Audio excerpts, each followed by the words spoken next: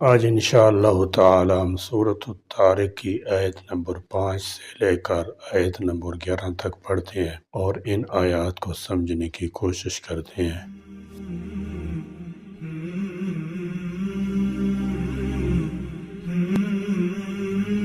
اعوذ باللہ من الشیطان الرجیم، بسم اللہ الرحمن الرحیم۔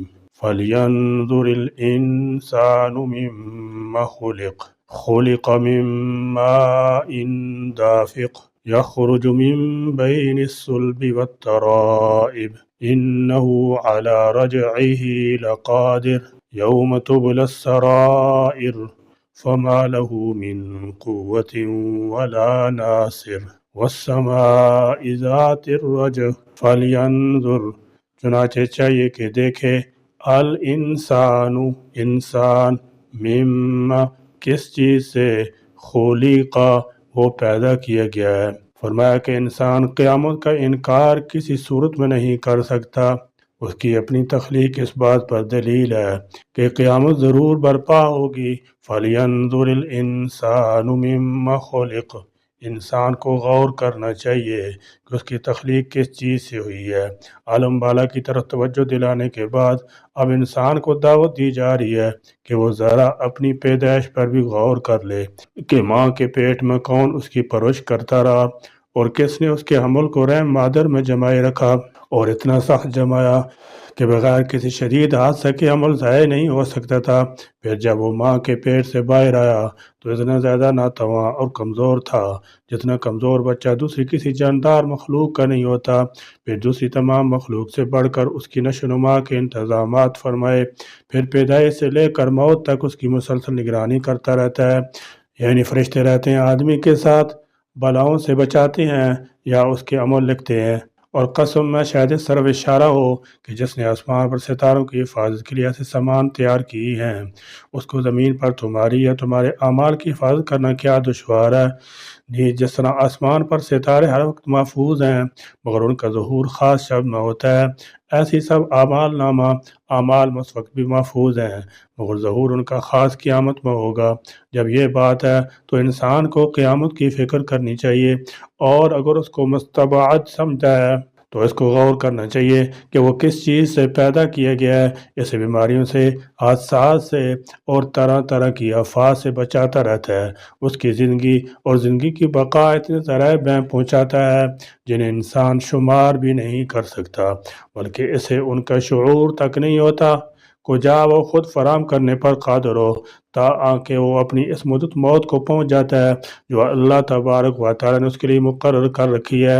اب سوال یہ ہے، یہ سب کچھ اللہ تبارک و تعالیٰ کی تدبیر اور اس کی نگرانی کے بغیر ناممکن ہے۔ خلیقہ پیدا کیا گیا ہے وہ مما دافق اچھلنے والے پانی سے۔ فرمایا خلق مما دافق، انسان کو اچھلنے والے پانی سے پیدا کیا گیا ہے، یعنی نوع انسانی کی پیدائش قطرہ آب سے ممکن ہوئی ہے۔ دوسری جگہ مزید وضاحت فرمائی کہ تمہارے جد امجد کو اللہ تبارک و تعالیٰ نے مٹی سے پیدا فرمایا۔ الم نخلقکم من ماء مہین، کیا ہم نے تمہیں حقیر قطرہ آب سے پیدا نہیں کیا جو بذاتی خود ناپاک ہوتا ہے، پھر جو بذاتی ناپاک ہوتا ہے پھر اس سے ایسی زندہ اور شاندار ہستی کو پیدا فرمایا۔ یخرج وہ نکلتا ہے، من بینی درمیان سے، الصلب پیٹھ، والترائب اور سینے کی ہڈیوں کے، صلب العظمی بمعنی ہڈی سے مغز یا گودا نکالنا، اور صلب بمعنی ریڑھ کی ہڈی کا گودا، اور چونکہ یہ ہڈی انسان کی پشت کے درمیان ہوتی ہے لہذا اس ریڑھ کی ہڈی کو اور پشت کو بھی صلب ہی کہہ دیا جاتا ہے۔ اور ترائب تریبہ کی جمع ہے بمعنی سینہ کی ہڈیاں اور پسلیاں۔ اس آیت کے الفاظ کا مفہوم یہ ہے کہ یہ نطفہ ان اعضاء سے نکلتا ہے جو صلب اور سینہ کی پسلی کے درمیان ہے۔ اس سے بعض لوگوں نے یہ سمجھا کہ مرد کا نطفہ تو صلب سے نکلتا ہے اور عورت کا سینہ کی پسلیوں سے، لیکن یہ خیال کچھ درست معلوم نہیں ہوتا۔ اطباء کا یہ خیال ہے کہ منی خواہ مرد کی ہو یا عورت کی، عمل انہضام کے چوتھے مرحلہ پر پیدا ہوتی ہے، اور اس کی تخلیق میں اعضاء رئیسہ یعنی دل، جگر اور دماغ کا خاص عمل دخل ہوتا ہے، اور یہ انہضام چونکہ انسان کے دھڑ کے اندرونی حصے میں واقع ہوتا ہے لہذا اسے سلب اور ترائب کے مابین سے ذکر کر دیا گیا ہے۔ رہی یہ بات کہ انسان کا دماغ تو دھڑ میں نہیں ہوتا، تو غالباً اسی نسبت سے یہاں سلب کا لفظ استعمال ہوا ہے۔ ریڑھ کی ہڈیوں کے درمیان جو مغز یا گودا ہوتا ہے، دماغ ہی کا حصہ ہوتا ہے۔ انہو بلا شبہ وہ اللہ علی رجعہ اس انسان کے لوٹانے پر لقادر یقیناً قادر ہے۔ جس طرح اللہ تبارک و تعالیٰ نے ایک حقیر قطرہ آب سے انسان کو پیدا کر دیا ہے، اسی طرح انہو علی رجعہ لقادر وہ اس کے دوبارہ زندہ کرنے پر بھی قادر ہے۔ پھر عجیب بات یہ ہے کہ انسان اپنی پیدائش کو تو تسلیم کرتا ہے کہ اس کی تخلیق کس طرح ہوئی، مگر دوبارہ پیدا ہونے کا قائل نہیں ہوتا۔ سیدھی سی بات ہے کہ جو خداوند کریم انسان کو پہلی مرتبہ پیدا کرنے پر قادر ہے، وہی اس کو جب چاہے گا دوبارہ کھڑا کر دے گا۔ اللہ تبارک و تعالیٰ نے ایک شہادت عالم بالا سے پیش فرمائی، دوسری انسان کی تخلیق سے، اور یہ دونوں اس بات پر قوی دلیل ہے۔ جو ہستی ایسے عظیم الشان کارنامے سر انجام دے رہی ہے، وہ یقیناً انسان کو دوبارہ زندہ کرنے پر بھی قدرت رکھتی ہے، اور اگر انسان سوچے تو یہ کارنامے انسان کی دوبارہ زندگی سے زیادہ حیرت انگیز اور معجزہ نما ہیں۔ اب جو شخص ان کارناموں کو محض اتفاقات کا نتیجہ قرار دیتا ہے، وہ آخر یہ کیوں نہیں کہتا کہ دنیا میں انسان کے ہاتھوں بنائے ہوئے جتنے کارخانے چل رہے ہیں، یہ بھی بس اتفاقی حادثات کے نتیجے میں سامنے آ گئے ہیں اور کام کرنے لگے ہیں، یا دنیا میں جو شہر آباد ہیں، سڑکیں ہیں، دریا ہیں، نہریں رواں دواں ہیں، یہ بھی سب اتفاقات ہی کا نتیجہ ہیں۔ ایسے سرپھروں کو اپنے دماغ کا علاج کرانا چاہیے، اور حقیقت یہ ہے کہ ایسے ہر دھرم لوگوں کا علاج صرف ڈنڈا ہی ہے۔ یوم جس دن توبلا ظاہر کیے جائیں گے سرائر تمام راز۔ حضرت عبداللہ بن عمر رضی اللہ تعالیٰ عنہما فرماتے ہیں کہ راز کھول دیے جانے کا مطلب یہ ہے کہ وہ تبدیل نہیں ہو سکیں گے۔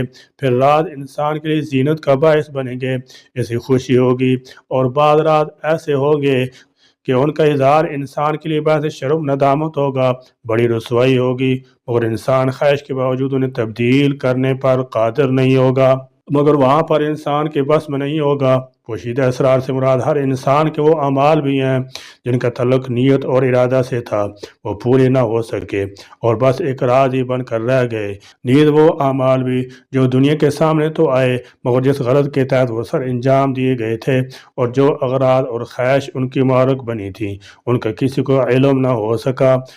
اور وہ اعمال بھی جن کو کرنے والا تو کر کے مر گیا، مگر ان کے اثرات متوں نوع انسانی پر پڑتے رہے۔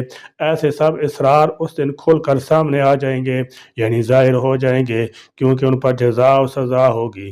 بلکہ حدیث میں آتا ہے، ہر غدر بدعہدی کرنے والے کے سرین کے پاس جھنڈا گاڑ دیا جائے گا اور اعلان کر دیا جائے گا کہ یہ فلاں بن فلاں کی غداری ہے۔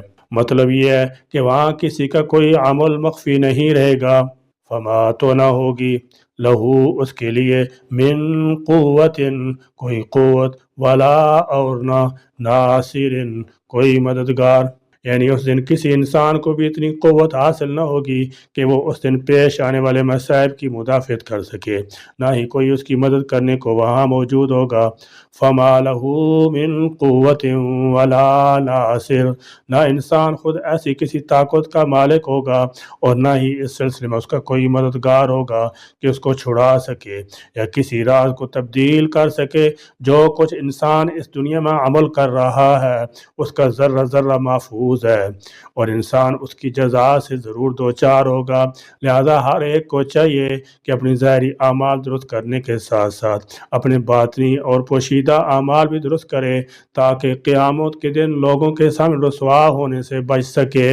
والسماء ذات الرج قسم ہے بار بار رجوع کرنے والے آسمان کی، جیسا آسمان سے بار بار بارش برستی ہے۔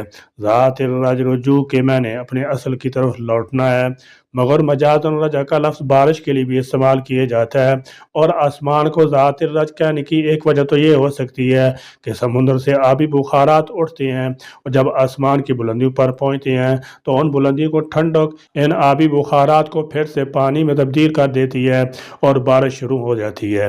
اور دوسری وجہ یہ ہے کہ بارش برسنے کا عمل فقط ایک بار ہی نہیں ہوتا، بلکہ بار بار اور وقتاً فوقتاً ہوتا ہی رہتا ہے۔ یا اللہ ہمیں قرآن کریم کو پڑھنے، اس کو سمجھنے اور اس پر عمل کرنے اور اس کی اشاعت کرنے کی توفیق دیں۔ اللہ تعالی ہمیں اپنی رضا والے کام کرنے کی اور ناراض کر دینے والے کاموں سے بچنے کی توفیق عطا فرما دیں۔ اللہ تعالی ہمارے ایمان کی حفاظت فرمائیں اور ایمان پر ہی ہمارا خاتمہ نصیب فرمائیں۔ آمین۔ وآخر دعوانا الحمد للہ رب العالمین۔